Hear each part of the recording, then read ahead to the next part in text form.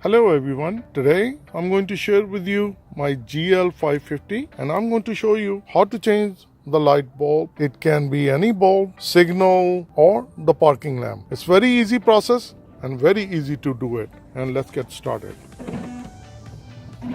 Open up the trunk.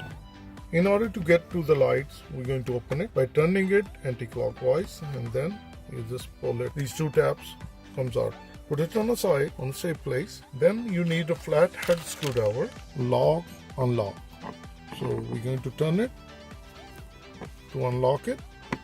Once it's unlocked, then you pull and then you lift up, it will come out. Just like this. It's very simple and easy. You can remove the electrical connector, which is right here. What I'm going to show it to you, you don't have to remove anything. You press, this is the clip. One clip on this side, one clip on this side. What do you need to do? You go inside and press it like this inside. And you press it, it opens up the lock.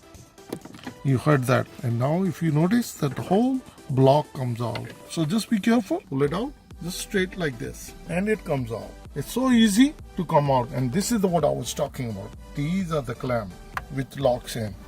So now, this is the bulb. You can remove any of your bulb. That's how it's easy and simple to replace your bulb on GL550.